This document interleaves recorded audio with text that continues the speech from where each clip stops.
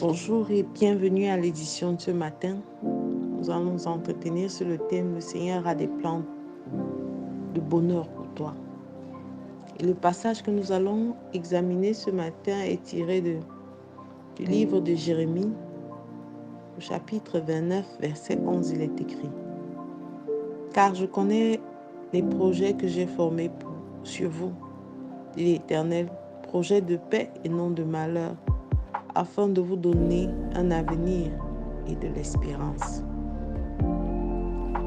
Bien-aimé, dit de cette manière, pour ceux qui connaissent les tribulations ou qui ont vécu au plus profond de le rejet, on a l'impression que cette parole ne s'adresse qu'à une catégorie de personnes. Mais qui que tu sois, quelle que soit la situation dans laquelle tu as vécu, quelles que soient les douleurs que tu as connues, sache qu'à la base, le Seigneur a formé pour chacun de nous des projets de paix et non des projets de malheur. Alors si tu vis le malheur en permanence, c'est à toi de te remettre en cause et de te demander si réellement tu marches dans les voies du Seigneur ou est-ce que tu as failli ou bien encore si tu as été sensible à la voix du Seigneur à un moment donné. Nous sommes les hommes et comme la parole de Dieu le dit, aussi haut que le ciel est au-dessus de notre tête, les pensées du Seigneur ne sont pas nos pensées. Nous pouvons des fois croire que nous avons reçu un message qui vient de Dieu, mais les conséquences, après les mauvaises interprétations de ce qu'on a reçu, nous amènent à croire que le Seigneur n'était pas ou n'est plus dans le choix que nous avons fait. Alors, bien-aimé, si le malheur devient ton partage tous les jours, sache que la bénédiction de Dieu ne s'accompagne pas de douleurs permanentes. Il veut nous donner un avenir, il veut nous donner de l'espérance et il veut que nous ayons la foi. C'est clair qu'il n'y a pas d'élévation sans épreuve. Mais lorsque l'épreuve devient le quotidien de l'être humain, lorsque l'épreuve devient le quotidien d'un enfant de Dieu, ça veut dire qu'il y a quelque chose, il y a une remise en cause qui doit être faite. Ça veut dire qu'il y a un point où il y a eu une faille. Alors, bien-aimé, ce matin, en ce début de semaine, je veux t'exhorter à te remettre en cause et à te demander si tu es réellement dans la direction où Dieu t'attend. Si tu es vraiment allé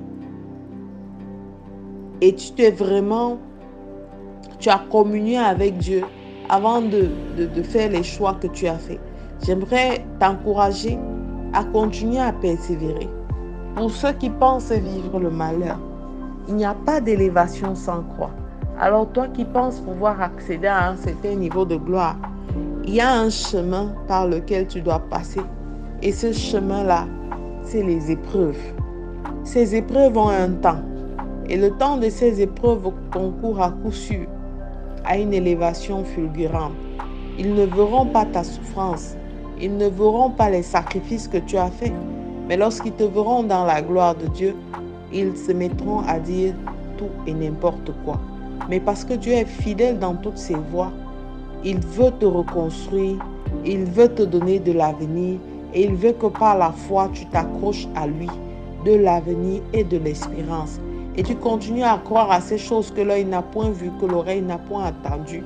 Tu continues à croire à ces choses qu'il t'a dites, qu'il t'a révélées et qui ne s'accompliront que parce que tu as gardé confiance en lui.